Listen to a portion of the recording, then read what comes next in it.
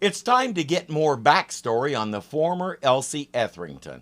This was one of my favorite episodes when it aired. It features Dwayne Hickman, who made his bones in Hollywood as Dobie Gillis, the teenage womanizer wannabe of the 1950s. His show, The Many Loves of Dobie Gillis, also introduced us to Bob Denver as Beatnik Maynard G. Krebs. You know you're old if you remember when Gilligan looked like this. This is Convent Santanco, an oasis of tranquility, a haven of harmony, and right now, the home of the 48-hour virus. Everybody has it except Sister Bertrille, so she quite literally has to do everything around the convent. Doing double duty at triple time, she did the laundry, KP duty,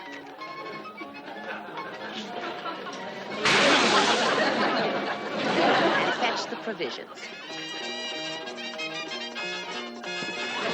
By the time she's done, she needs a vacation. Seriously, it's medically necessary. She needs to get away from this place for a day or two. Senor Garcia, manager of the Hotel Palomar, is a generous patron of the convent, and the Reverend Mother made arrangements with him for Sister Bertrille to take a long weekend of rest and relaxation. I came along as her companion. Oh my word, look at that! Marge Redmond has hair! I don't really understand why it's okay for them to be uncovered in this situation, but it is. Sister Jacqueline is engrossed in a crossword puzzle, but Sister Bertrille is eyeing someone across the pool. She's pretty sure she knows him. I tell you, Randy, we're really missing the boat this year. Every manufacturer at this convention is showing space toys. Astronauts, moonships, men from Mars. I hear somebody's even coming out with a time machine. What does it do, tell time? The recognition is mutual. While we listen to Bob Hastings give another of his delightful performances, Randy is more interested in the girl. I think that Stockdale is much too conservative to go for our Hannah the hippie doll. I wonder if it's possible. Well, sure, it's possible, but it isn't very likely. She sure looks like Elsie. Hannah looks like Elsie? Who's Hannah? Hannah the hippie doll. Who are you talking about? That girl across the pool. At various points, both of them will explain to someone that they met at summer camp and went steady for a few months. Randy remembers it as if it was yesterday.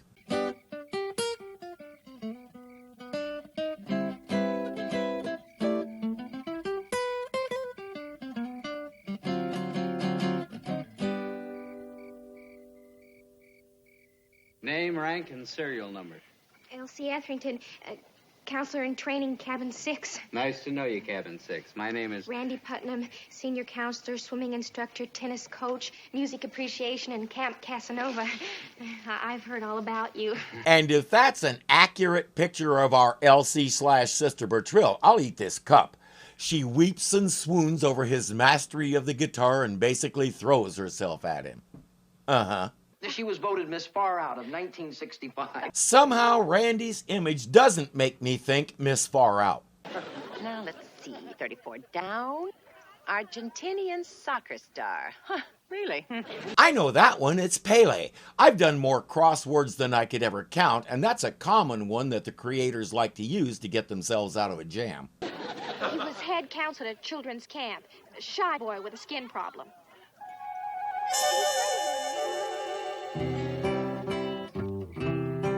Elsie is going to tell us how it really went down.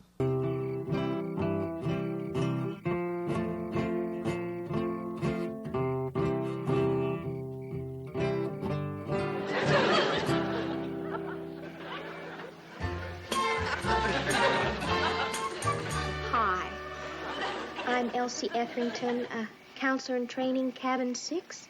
Well, they remember it almost the same way. This looks a little more like Miss Far Out, so at least there's that. May I? You don't talk very much, do you? I'm not very good with words. I let my guitar speak for me. I'm not very good with my guitar either. Or maybe the guitar just doesn't have that much to say. Let her give it a try.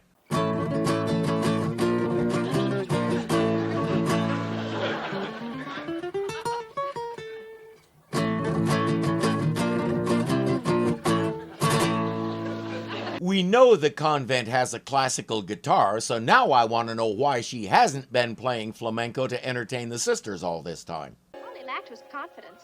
By the end of the summer, I had him playing the guitar like Segovia, singing like Robert Goulet, and dancing like he had 2 left feet. Tempting wasn't his bag. I can empathize. Nobody wants to watch me try to dance. Sister Bertrille has to find out if it's really him.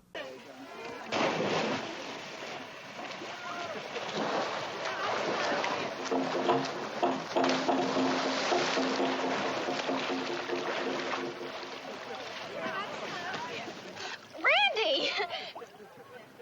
Elsie.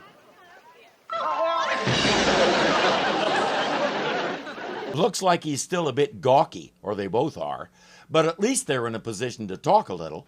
What are you doing here? Well, actually, how are you? What are you doing here? Toy convention. I went into Dad's business. Oh. Where are you living? Well, right now I'm... Randy!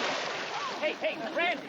We've got to meet Stockdale in 10 minutes. Or not. He says, "This is my room number. Come see me later and we can talk." Yeah, of course I miss you, Liz. Don't forget to give my love to Well, if you can make it by the weekend, it'd be great. Yeah. You call me the minute you know. Bye, hon. That conversation was important even though we had trouble hearing it. He's in love with someone named Liz, but he just invited Elsie to his suite for a drink. Listen, Liz may come for the weekend. If she does, we'll double date. Bring Sister Jacqueline along and make it a triple date. As long as we're being awkward, we may as well do a thorough job of it. You'll love Elsie. Oh, that must be Elsie now. Hello, I'm Sister Bertrille. She's a million laughs. I just had my first laugh. Yeah, if this is a date, don't expect much more than pleasant conversation. I'm Tom Grant. I'm Randy's associate. Oh, it's very nice to meet you. Is that Elsie? A reasonable facsimile. Wow. I was just telling Tom that we might double...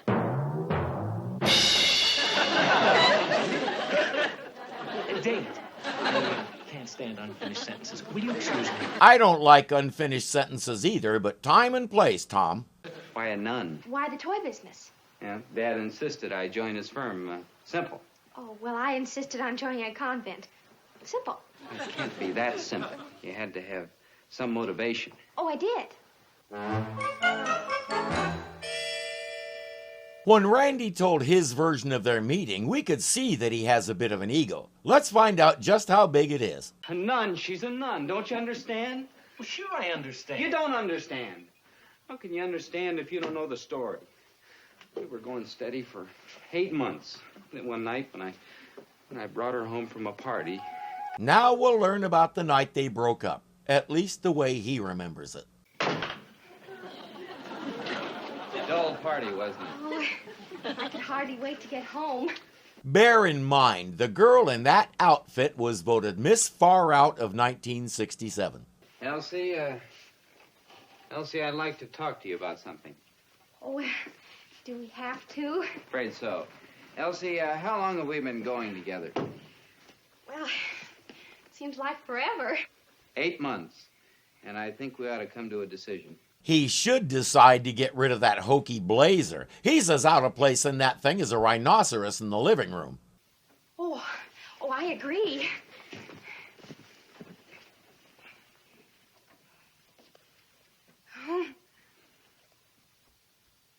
You're letting me go? She's shattered. She can't believe it. She can't lose him. Do you have to rush off? It's better this way. I guess you'll be dating other guys now. Randy, after going steady with you for 8 months, I may give up men entirely. What is a girl to do? For once one has experienced the awesome manliness that is Randy Putnam, no lesser being will ever fill the void left by his departure. I feel terrible about this. What'll you do, Elsie? What do you think? I'll join a convent and become a nun. And what?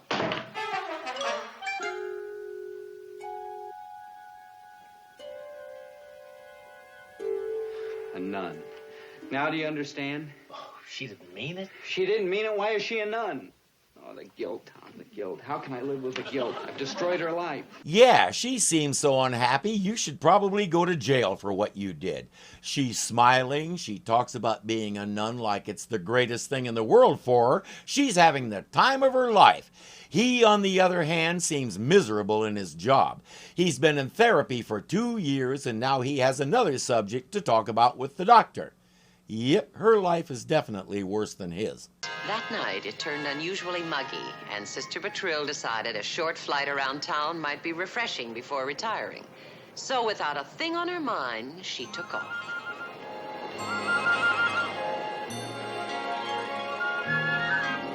He runs out, sees her flying, and decides maybe he should call the doctor a little sooner than he intended.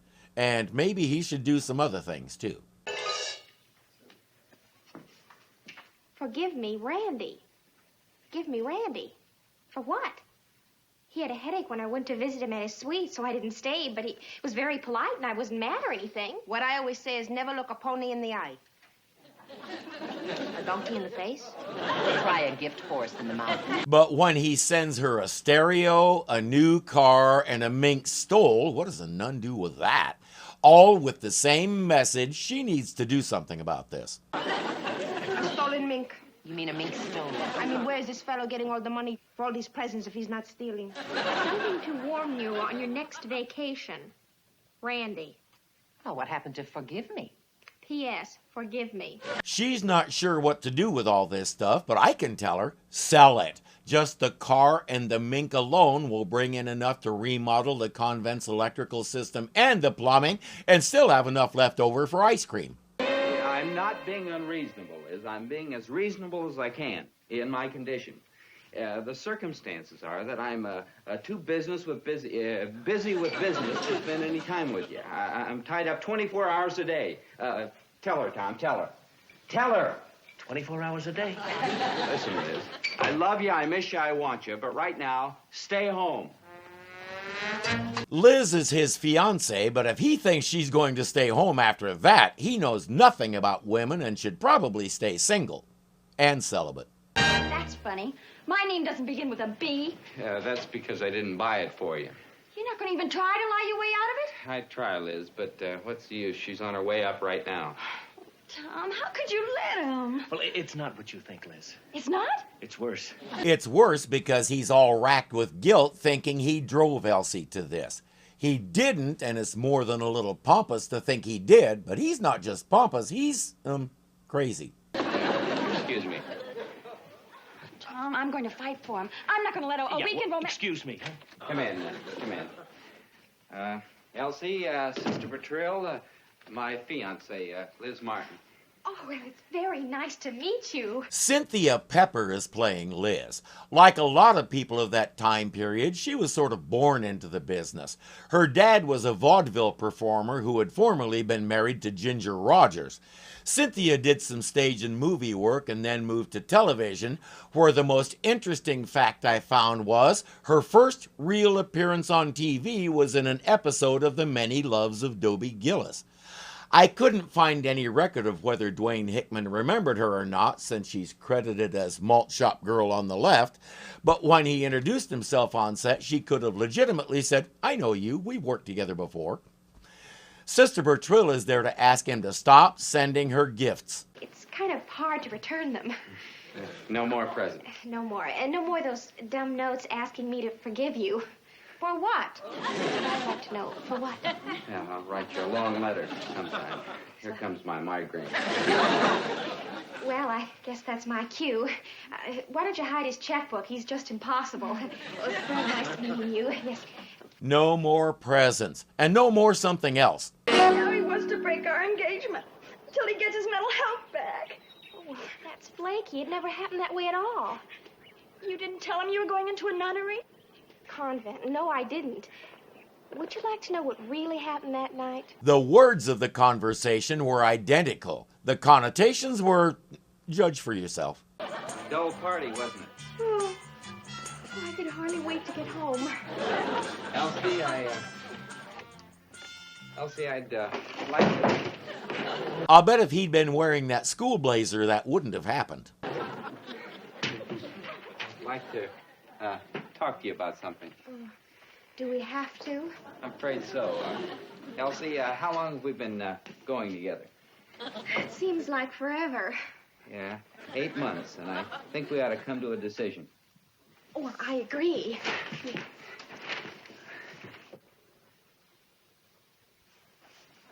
You're letting me go. This looks more like Miss Far Out. On her worst day, I can't picture Elsie in that bobby socks outfit. It's obvious they both embellished the story a little, but given the condition he's in these days, hers is easily the more believable. Please tell me again. Randy had nothing to do with your becoming a nun? Nothing. That happened about a year after that when my Aunt Doris came to visit me. She was a missionary in the Belgian Congo, and... Well, that's another story. Oh, please tell it. For one thing, I have a soft spot for people named Doris. That's my one remaining sister's name. She's 90 and in hospice care in Texas. We have a GoFundMe in progress to help cover the cost of her care. The link is in the description if you're interested. I got to visit her last year for the first time in decades, and I'm really thankful I did. She can't figure out why she's still alive. She's outlived 2 of her 3 children and has been ready to get out of this world and into the next one for quite a while. I suspect when she does get to heaven, before she even looks up her quarters, she's going to be in God's face demanding to know why it took so long to get there. I know why she's still here. She's too stubborn to do anything else. She always was the hard-headed one, and it served her well through her long life. If her stubborn heart refuses to stop, I'm not sure even God can overrule it. Speaking of overruling things, Sister Bertrille thinks maybe she's come up with a way to shake Randy out of this little guilt fantasy of his and bring him back to the reality that he loves Liz and wants to marry her. She has some toys she wants to show him. So it's hail and farewell, huh? That's the way the cookie crumbles, baby. Does it have to? We've been so close, and those presents, you didn't give them to me out of guilt. How did you guess? Woman's intuition. What's that all about? I think she's trying to tell you something. Oh, I'm getting a headache. I'm getting a headache. That's his standard cop-out when he doesn't want to deal with the situation. But since she just mocked him about it, it'd be too embarrassing to try and pull it now. Oh, you've awakened something inside me, something I thought I'd lost forever, and I've done the same to you, haven't I? Why should we fight it, sweetheart? Yeah, fight it. Why? Because you're a nun, for Pete's sake. A novice. I haven't taken my final vows. I'm still free, and knowing how you feel about me. No, you're talking nonsense. Love is nonsense? You're talking to a hand puppet, Randy. Love? Who said anything about... Listen, you're wrong. You can't quit on account of me. I'm already spoken for. I'm in love with, I'm in love with Liz. Don't fight it, Randy. I'm in love with Liz. You're fighting it, Randy. Tell her, Tom. Tom knows what she's doing, and he's loving it. Meanwhile, Randy is being his usual suave, sophisticated self. He really is the dude in the blazer. Liz, am I in love with you or not? What do you mean, how should you know? Wrong question, Randy. You should be asking her if it's okay to invite a certain nun to the wedding. Well, it worked. Told you, what? How'd you know? We went to the same analyst. Sister. Looks like Tom was loving it because he helped her set it up. It's always great seeing Bob Hastings. He brings that boyish quality to every role he plays, and it fits. I don't know how he does it. To me, he'll always be Lieutenant Carpenter, Captain Binghamton's groveling yes-man on McHale's Navy. But I'll gladly watch him in anything. This note is to tell you the wedding will be in 2 weeks. And after that, Liz and I plan a month's honeymoon in Alaska. Wonder why they chose Alaska. Well, I imagine because it's as far away from San Juan as you can get. It also gives you a good excuse to huddle up and share body heat. He mentions the night he thought he saw her fly and says it gave him an idea for a great new toy.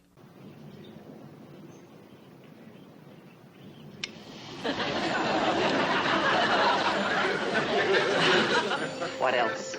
You were expecting it to dance the hula? All right. Wait for me! Wait for me!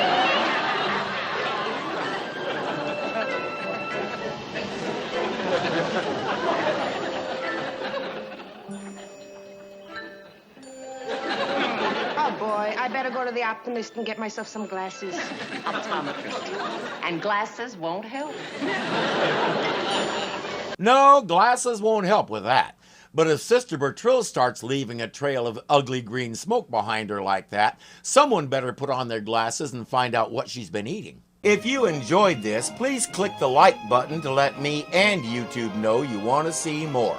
If you're not subscribed yet, punch me in the mask here and get signed up so you don't miss a thing, because something is always happening here at Irving Zoo.